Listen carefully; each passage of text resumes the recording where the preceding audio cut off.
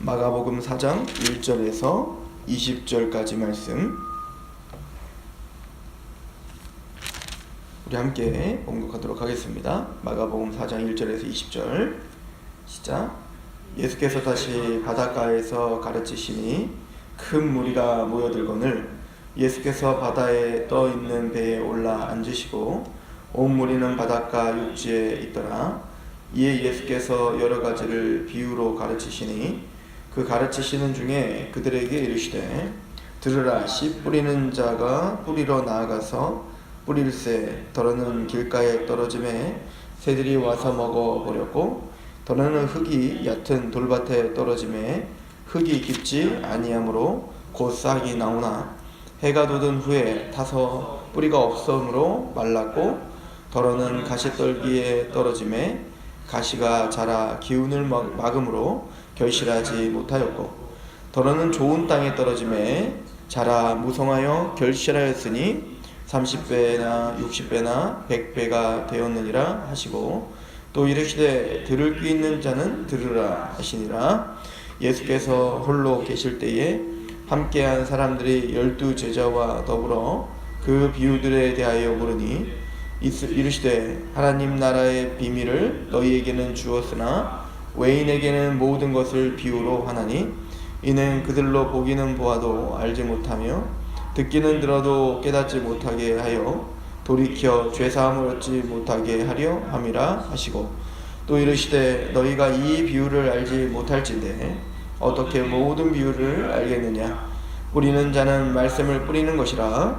말씀이 길가에 뿌려졌다는 것은 이들을 가리킴이니 곧 말씀을 들었을 때에 사탄이 즉시 와서 그들에게 뿌려진 말씀을 빼앗는 것이요 또 이와 같이 돌밭이 뿌려졌다는 것은 이들 가리킴이니 곧 말씀을 들을 때에 즉시 기쁨으로 받으나 그 속에 뿌리가 없어 잠깐 견디다가 말씀으로 인하여 환난이나 박해나 일어날 때에는 곧 넘어지는 자요 또 어떤 이는 가시떨기에 뿌려진 자니 이들은 말씀을 듣기는 하되 세상의 염려와 재물의 유혹과 기타 욕심이 들어와 말씀을 막아 결실하지 못하게 되는 자요 좋은 땅에 뿌려졌다는 것은 곧 말씀을 듣고 받아 30배나 60배나 100배의 결실을 하는 자니라. 아멘. 예수님이 이제 하나님 나라를 말씀하시며 이제 비유로 말씀을 하시죠. 성경은 초등학교만 나오면 이걸 어떻게 봐야 될지 알죠. 약간 신문을 보면 신문을 보듯 어떤 시를 보면 시를 보듯 그렇게 우리는 봐야 됩니다. 마찬가지로 예수님은 모든 말씀을 다 비유로 하신 게 아닙니다. 또 성경은 모든 말씀을 다 비유로 한 게 아니라고요. 예수님께서는 하나님의 나라를 말할 때 특별히 지금 이제 연속적인 비유 시리즈를 통해서 우리에게 말씀하십니다. 왜 그러냐면 하나님의 나라는 우리가 문자적으로 설명할 수 있는 길이 없어요. 하나님의 그 영광스러움과 그 하나님의 영광스러운 그 광대한 나라를 우리의 제한된 언어로 그것을 다 담아낼 수가 없다고요. 그래서 비유를 통해서밖에 말씀을 못하는 겁니다. 예수님께서는 하나님의 나라를 말하되 하나님의 나라가 임한 그 백성들의 마음에 대해서밖에 말할 수밖에 없는 겁니다. 그래서 예수님은 여러 가지 비유를 연속적으로 이야기하시면서 하나님의 나라가 무엇이며 또 하나님의 나라를 그의 백성들을 통하여 어떻게 확장하시는지를 우리에게 보여주실 것입니다. 특별히 이제 그 마가복음에 나오는 이 연속적인 비유는 다 연결이 되어 있습니다. 그래서 지금 씨 뿌린 자의 비유, 즉 이것은 우리가 구원받은 하나님의 백성들이 우리 안에 어떻게 결실을 맺게 되는가에 대한 이야기를 하죠. 우리 안에 어떻게 복음이 우리 안에 들려지고 그 복음이 우리 안에 결실을 맺게 되는가를 이야기한다면 그 결실을 맺어 구원을 받은 하나님의 백성들이 이제 21절부터는 등경의 등불, 이제는 등불을 말 아래 두지 않죠. 말이랑 한 말, 두 말 할 때 그 말, 그 그릇을 말하는 거예요. 그러니까 등불을 말 아래 둔다는 얘기는 뭐죠? 그런 의미 없는 거예요. 마찬가지로 우리가 그렇게 결실을 맺어 하나님의 나라가 임했다면 이제 우리를 빛처럼 여긴다는 거죠. 등불처럼 높이 등경 위에 달아서 세상의 빛으로 사용하시겠다는 거죠. 그러니까 우리를 통하여 하나님의 나라가 선포되고 우리를 통하여 빛이 비춰지게 하겠다는 것입니다. 그리고 그렇게 빛이 된다라고 하는 것은 바로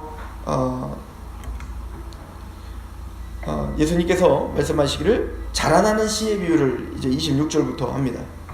또 그것은 땅이 스스로 자라는 거예요. 이것은 구원을 받은 우리가 다시 또 씨 뿌리는 자가 된다는 얘기인데, 그렇게 재생산, 복음을 전할 때 그 복음이 우리가 뭔가 그들에게 믿음을 주고 그의 믿음을 우리가 성장시킬 수 있는 게 아니라 하나님이 성장시켜 주신다는 거예요. 하나님이 하신다는 얘기죠. 우리는 복음을 전할 뿐이지 그 복음을 듣고 믿고 성장하고 완성하는 것은 주님이신 겁니다. 그 얘기를 우리에게 합니다. 그리고는 겨자씨 비유를 통해서 그렇게 초라하고 아무것도 아닌 것 같지만 우리는 그렇게 겨자씨 하나처럼 우리가 신겨지지만 그것이 나중에 큰 나물이 되어 참된 안식을 주는 참된 안식의 통로로 사용되는 그게 바로 하나님의 나라의 하나님의 목적과 계획과 그 모든 과정들이 우리에게 설명되고 있다는 것을 우리는 볼 수가 있습니다. 또 특별히 지금 이 씨 뿌린 자의 비유를 우리 오늘은 간단하게 볼 텐데, 이 씨 뿌린 자의 비유를 하고 계시고 있는 지금 마가복음의 어떤 그 문맥 속에서 도대체 이 말씀을 왜 하실까를 우리가 한번 좀 생각해 볼 필요가 있습니다. 우리가 마가복음을 지금까지 상고할 때 마가복음은 하나님의 나라에 대한 이야기라고 했죠. 그래서 복음의 시작이다 라고 이야기를 했고, 그 복음, 기쁜 소식의 그 시작은 바로 복음을 전파하시되 하나님의 나라가 임하였고 회개하고 천국을 소유하라는 거예요. 회개하라, 천국이 이제 가까웠다는 것입니다. 그리고 그 하나님의 나라는 무엇입니까? 바로 예수 그리스도를 통해서 우리에게 주어질 그 하나님의 나라, 그 기쁜 소식은 이미 시작이 되었습니다. 예수님은 나병을 고쳤고 열병 환자를 고쳤습니다. 즉 우리가 바로 영적인 나병 환자들이요 또 영적인 열병 환자들인 것을, 실제적인 그 병들을 치유하면서 하나님은 우리에게 우리의 그 존재 자체, 우리가 얼마나 죄 중에 그렇게 병들어 있는가를 알게 하셨죠. 이걸 마태복음 좀 더 구체적으로 설명해요. 그래서 그런 병든 자들을 고쳐주신 다음에 이 모든 것들은 이사야서 53장에 그가 채찍에 맞아 여심으로 나음을 입었다라고 하신 것의 성취이다라는 것을 강조합니다. 즉 예수님께서 우리에게 진짜로 성취시켜주고자 했던 그 질병이란 단순히 우리에게 있는 그런 육적인 질병이 아니라 우리는 정말 우리가 인식하지 못하는 사이에 영적인 질병이 머리부터 발끝까지 우리를 총체적으로 지금 지배하고 있다는 거예요. 그래서 이 이야기를 조금 더 구체적으로 설명하기 위해서 우리도 중풍 병자를 고쳐주면서 마가복음 2장에 죄사함의 권세에 대한 이야기를 했지 않습니까? 그러니까 우리는 예수 그리스도로 말미암아 죄사함의 권세, 우리가 얼마나 죄 중에 있는가, 우리가 얼마나 죄에 얽매여 사는가를 예수님은 알려주고 우리에게 이 땅에 오신 목적이 바로 죄를 사하러 오셨다. 이 땅에서 죄를 사할 수 있는 권세가 나에게 있노라 라고 이야기를 합니다. 그러므로 제자를 부르는데 첫 번째 마태, 즉 레위를 부르면서 나는 죄인을 부르러 왔다 라고 하는 거예요. 그러니까 우리가 지금 이 자리에 있는 것은 우리가 뭔가 자격됨이나 무엇을 해서 부른 게 아니라 우린 죄인인데 우리의 그 죄됨을 깨닫게 하셔서, 즉 우리를 요한복음 3장의 말씀을 보면 우리를 거듭나게 하셔서 우리가 얼마나 주님 앞에 죄인인 줄, 또 얼마나 심령이 가난하게 주님께 나올 수밖에 없는 자인 줄을 알게 하시기 위한 거죠. 그래서 주님만이 우리의 길이요 진리요 생명 되심을 알게 하시기 위함이다. 자, 그런데 그 반대로 바리새인과 서기관들과 많은 무리들은 예수님께 쫓아와요. 예를 들어서 그 바리새인과 서기관들은 뭐 하려고 쫓아오죠? 예수님을 공격하려고 쫓아오죠. 또 많은 무리들은 예수님을 쫓아와요. 왜 쫓아오죠? 예수님의 표적과 기적을 보고 너무 기뻐서 쫓아오는 겁니다. 예수님을 쫓아다니면 내 유익이 있어요? 예수님을 쫓아다니면 나에게 뭔가 이득이 있기 때문에 쫓아다니는 겁니다. 근데 이들은 십자가를 얘기하면 다 도망가는 거예요. 이게 요한복음 6장에 나오죠. 너희들이 표적을 보고 나를 쫓아오는데 내가 이 오병이어 기적을 베풀므로 너희가 배부르지. 근데 너희가 배불러서 쫓아오는데 내가 진짜 너에게 줄 떡은 이 떡이 아니라 바로 내가 하늘의 생명의 떡이다 이렇게 이야기를 했다고요. 즉 내가 너희의 먹이라는 거예요. 내가 찢김을 당하여 너희가 구원을 받고 내가 피를 흘림으로 너희가 영생을 얻는다는 겁니다. 그런데 그 십자가와 죽음을 이야기했더니 어때요? 다 떠나는 거야. 다 떠나. 이게 바로 무리들과 그 제사장들은 들어도 듣지를 못하죠. 깨닫지를 못하는 겁니다. 이것을 우리 마태복음을 통해서 조금 더 우리가 좀 상고해보면 우리 마태복음 11장을 한번 가보시죠. 마태복음의 흐름을 통해 이 마가복음을 좀 상고해봤으면 좋겠는데요. 그래서 예수님께서 기적을 베푸시다가 마태복음 11장 20절에 보면 이런 말씀을 하십니다. 예수께서 권능을 가장 많이 행하신 고을들이 회개하지 아니하므로 그때 책망하시라.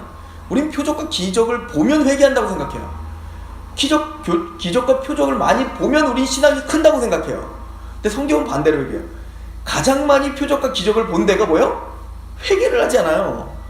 참되게 낮아지질 않는단 말입니다. 그럼 예수님이 아주 중대한 이야기를 하십니다.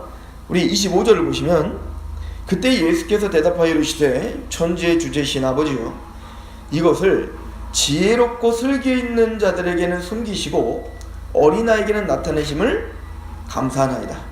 옳소이다. 이렇게 된 것이 아버지의 뜻입니다.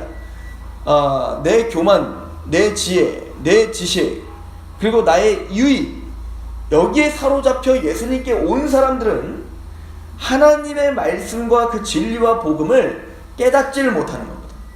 그 복음을 깨닫는다는 건 첫 번째 뭘 깨달아야 되는 겁니까? 율법 앞에 내가 얼마나 죄인인 걸 깨닫는 거예요. 내가 하나님 앞에 얼마나 자격 없는지를 깨달아야 된다고요. 그래서 나에게는 의원이 필요합니다. 나에게는 이 죄를, 이 병을 고쳐줄 예수가 필요합니다 라고 예수님께 달려나왔던 나병 환자, 열병 환자 그리고 예수님의 어떤 그 옷자락을 만들려고 했던 그 여인들처럼 또 가나안 여인처럼 또 어린아이들은 뭐죠? 어린아이들을 왜 예수님께서 비유하셨냐면 어린아이들은 철저히 부모를 의지합니다. 그죠? 어린아이들은 부모가 없으면 어른이 없으면 죽어요. 그대로 살 수가 없다고요. 혼자 어떻게 살아요 얘가 숲속에서. 그런 것처럼 우리가 어린아이가 되라는 얘기는 바로 하나님만이 우리의 구주이시며 하나님만이 우리를 구원시킬 수 있다라고 철저히 하나님만을 의존하고 복음을 의존하는 자 이게 어린아이들이란 말이에요. 그러니까 바리새인과 서기관들처럼 스스로 슬기롭죠. 스스로 내가 행했다고 하죠. 내 모든 것을 다 가지고 하나님께 나아가면 칭찬받는다고 생각한다고요. 그들에게는 하나님의 복음이 가려지는 겁니다. 그들은 하나님 복음을 받을 수가 없는 겁니다. 누구는 받을 수 있는 거예요? 이 어린아이처럼 자신이 얼마나 죄인인 줄 알아 철저히 길이요 진리요 생명인 예수만을 바라볼 수밖에 없는 자들 이 사람들에게만 복음이 열렸다 이 얘기인 거예요. 그러니까 이걸 마태복음에 이야기해요. 심령이 가난한 자는 복이 천국이 저희 것인 겁니다. 그 심령이 가난함이 없으면 복음을 복음답게 알 수가 없다는 얘기인 겁니다. 그리고는 바로 12장에 이 이야기를 한 다음에 12장에 우리가 이미 마가복음에서 우리가 얘기한 대로 바알세불 논쟁이 여기서 생기는 거예요. 근데 마태는 이 바알세불 논쟁이 벌어지는 것의 배경을 한번 설명하고 갑니다.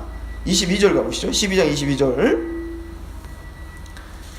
그때 귀신 들려 눈 멀고 말 못하는 사람들을 데려왔거늘 예수께서 고쳐주심에 그 말 못하는 사람이 말하며 보게 된지라 무리가 다 놀라 이르되 이는 다윗의 자손이 아니냐 하니 바리새인들은 듣고 이르기되 이가 귀신의 왕 바알세불이 힘입지 않고는 귀신을 쫓아내지 못하거늘 이렇게 이야기하죠. 제가 이 마태복음을 강의할 때 이걸 굉장히 중요하게 여겼는데 지금 나병 환자가 고쳐지고 그럼 이건 뭐냐면 내적인 병이죠. 내적인 병. 그런 것처럼 이것은 죄의 내적인 어떤 그 영향력을 보여준 거예요. 우리의 부패를 상징합니다. 예수 그리스도를 믿지 않는 죄인들은 아담 이후로 모두가 다 내적인 부패함 때문에 하나님 앞에 은혜를 받을 수 없는 자들인 거예요. 그죠? 그리고 이것이 밖으로 돌출하는 게 뭐냐면 그래서 이런 내적인 죄의 병 때문에 우리에게 영향을 끼치는 게 뭐냐면 실제로 보지 못하고 듣지 못하고 말하지 못하는 병들을 고쳐주심으로 우리의 질병이 어떤 외적인 어떤 현상들을 보여주는 겁니다. 열매들인 거죠. 그래서 보지 못하는 거고 그래서 듣지 못하는 거고 그래서 말하지 못하는 겁니다. 그러니까 이거를 또 뭐랑 연결짓고 있죠 지금? 귀신 들렸다라고 연결진다고. 이건 뭐냐면 죄의 종은 바로 사탄의 종이다 이 얘기인 거예요. 그래서 바로 사단의 권세 가운데, 죄의 권세 가운데 우리가 사로잡혀 우리는 부패하였고 우리는 정결하지 못해요. 그리고 우리는 그래서 보지 못하고 듣지 못하는 겁니다. 그러니까 우리를 그 사단의 권세에서, 죄의 권세에서 건져주실 수 있는 분은 누구밖에 없다는 겁니다. 예수밖에 없다는 거죠. 그래서 한번 보시죠. 그래서 귀신에서 내어 쫓게 하는 역사를 하신 다음에 우리가 이미 마가복음에서 선포했지만 28절 보세요. 마태복음 12장 28절. 그러나 내가 하나님의 성령을 힘입어 귀신을 쫓아내는 것이면 하나님의 나라가 이미 너에게 임했다. 성령님의 권능으로 너희 안에 있는 그 귀신을 쫓아내는 거라면 하나님의 나라가 이미 임했다라고 하는 것이죠. 그리고 29절 말합니다. 사람이 먼저 강한 자를 결박하고야 하지 않고야 어떻게 그 강한 자의 집에 들어가 세간을 강탈하지 않겠느냐. 결박한 후에야 그 집을 강탈하라. 무슨 얘기죠? 우리 안에 죄와 사단의 권세가 우리를 붙잡고 있는데 그 죄와 사단의 권세를 누가 결박했다는 겁니다. 예수님께서 부셔버리고야 우리가 건져져 보게 되고 듣게 되고 하나님을 찬양하게 된다는 얘기인 거예요. 그럼 어떻게? 많은 사람들은 이 보여지는 표적에 목말라 했습니다. 그래서 마태복음 12장 39절을 한번 보시면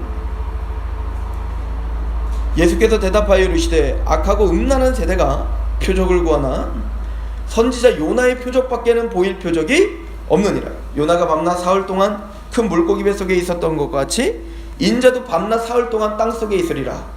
이 요나의 표적은 뭘 말하죠? 예수님의 십자가와 부활을 말한다고요. 그러니까 예수님이 보여주는 그 어떤 표적도 뭘 설명하기 위한 표적이라는 거예요.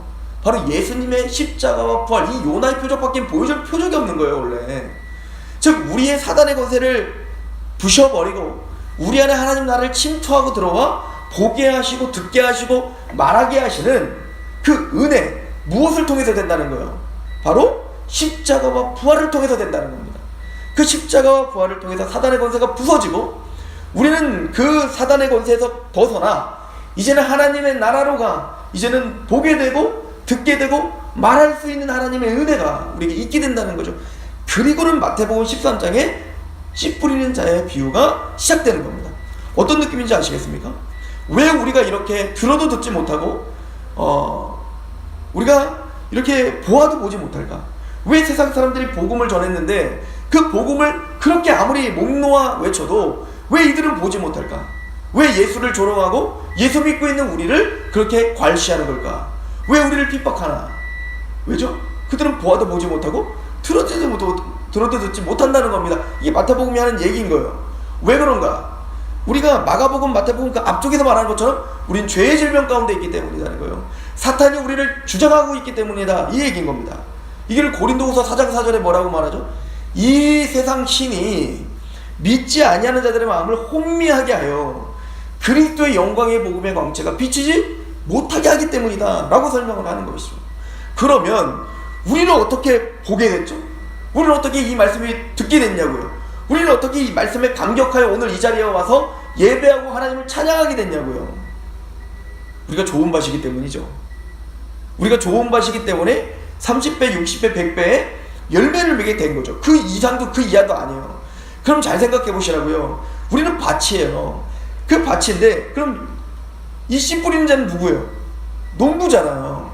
그럼 그 밭은 누가 기경하는 겁니까? 그 밭은 누가 그렇게 좋은 밭으로 만들어내는 거냐고요. 돌밭이 있습니다. 근데 그 돌밭을 누가 기경하여 좋은 밭이 되게 하냐고요. 밭을 가를 수 없단 말입니다. 우리 스스로 좋은 밭을 만들어내는 게 아니에요. 그래서 좋은 밭에 30배, 60배, 100배 열매를 맺죠. 그러므로 좋은 밭이 되십시오. 좋은 밭이 어떻게 좋은 밭이 되냐고요. 주님께서 우리를 기경해 주시는 겁니다. 주님께서 십자가와 부활의 그 사랑에 감격하게 하여 우리 안에 사단의 것을 부시고 들어와 우리를 기경시켜 주셔야 되는 거란 말이에요. 그래야 복음이 들려졌을 때 그 복음이 우리 안에 열매를 맺게 되는 거죠. 바로 그 이야기를 하고 있는 것입니다. 그러면 왜 이 사람들은 듣지 못할까요? 첫 번째는 뭐죠? 길바닥에 떨어진 씨는 뭡니까? 단단합니다. 이걸 뭐라 해요? 성경에 마음이 굳었다, 목이 곧았다, 이렇게 표현을 하고 있습니다. 아무리 복음을 외쳐도 듣지를 않죠. 꽹과리를 쳐도 기뻐하지도 않고요, 애국을 해도 슬퍼하지도 않죠. 왜냐면 그 마음이 단단해요. 왜 그럼 우리가 이렇게 마음이 단단해졌지? 왜 복음을 전하면 이 사람들이 듣지를 못하지? 그 길가에 떨어진 것은 새가 날라와 그 씨를 먹었기 때문에 하는 거예요. 그리고 해석을 돼 있죠. 그 새는 뭐예요? 사탄이 우리에게 와서 그 복음을 듣지 못하도록 가져갔다는 겁니다. 그러니까 사단의 권세가 그 복음을 깨닫지 못하도록 계속 어떻게 하고 있다는 거예요? 우리를 가로막고 있기 때문에 우리를 보아도 보지 못하고 들어도 듣지 못하는. 그래서 이제 마태복음 12장에 바알세불 논쟁 전에 보지 못하고 듣지 못하고 말하지 못하는 사람이 귀신 들려서 바로 그렇게 얽매여 있는 자를 보여준 겁니다. 그걸 누가 풀어주는 겁니까? 누가 그 결박에서 벗어나게 하시는 거예요? 예수님이라는 겁니다. 예수님이 그의 마음을 열어, 주께서 그 마음을 열어 바울의 말을 청종케 하신지라. 이게 사도행전 16장에 있는 말씀이죠. 우리의 단단한 마음이 기경되는 것은 우리의 전 인생을 통해서 하나님이 우리에게 상황과 환경과 사람을 통해 우리를 성령님을 통해 기경시켜 주신 거예요. 우리 마음을 낮추어 주셨고 우리 마음을 갈급하게 하셨고 그래서 복음을 듣게 하시고 그 복음에 감격하여 30배, 60배, 100배의 열매를 맺게 하는 그런 은총은 하나님의 주권적인 은혜이다. 이것을 우리에게 보여주는 것입니다. 어떤 사람들은 하나님의 복음을 들었을 때 금세 기뻐해요. 그런데 박해나 고난이 오면 어떻게 하죠? 그 복음을 버려버립니다. 그건 참된 믿음이 아니라는 거예요. 거짓 회심이라는 얘기죠. 그거를 뭐라고 예수님께서는 이 씨 뿌린 자의 비유를 통해서 해석해 줍니까? 바로 돌밭이죠. 돌밭에 뿌려진, 돌에 뿌려진 그 씨는 당장은 싹이 나요. 그럼 반응이 와요. 믿는 것 같아요. 그런데 거기에 뭐예요? 뿌리가 깊지는 않습니다. 그냥 태양이 트니까 태양 때문에 타서 없어지더라. 이 태양은 뭐라고 지금 해석합니까? 바로 해, 고난이라고 이야기해요. 고난. 그러니까 참된 믿음이란 우리가 복음을 듣고 어떤 감정적인 치료를 하여 금방 기뻐하는 것으로 우린 참된 복음이라고 말하지 않는 거예요. 참된 믿음이란 그게 지속되고 그 복음의 말씀과 감격과 그 예배가 좀 더 증폭되어 우리에게 성장해 나가는 것. 이게 참된 밭이고 좋은 밭이고 참된 믿음이라고 우리에게 설명해 줍니다. 그리고 마지막 밭이 뭐죠? 가시덤불이죠. 이건 뭡니까? 이것도 금방 싹이 나는 것 같지만 가시덤불의 다른 어떤 잡초들이나 가시덤불로 인하여 영양분을 다 뺏겨요. 그 나중엔 죽어버리죠. 씨가 열매를 맺지 못하는 거예요. 이건 뭐죠? 예수님 이거를 재리의 유혹이라고 해석을 해주시죠. 즉 우리가 믿음이 있노라 하면서도 재리의 유혹에 넘어져 예수를 믿지 못하는 겁니다. 그러니까 첫 번째 그 길가는 뭐냐면 아예 불신자들, 아예 뭐 교회를 오지 않고 대적하는 자들이죠. 그러나 돌밭과 가시덤불은 뭐예요? 교회 안에 있는 거예요. 뭔가 감격이 있는 것처럼 돼 있고 뭔가 믿는 것처럼 돼 있지만 이들이 누굽니까? 사실은 앞에서 말했던 그 무리들인 거예요. 무리들. 바리새인과 서기관들은 꼭 지금 그 길가와 같고 그 무리들은 어때요? 예수님 믿는 것 같잖아요.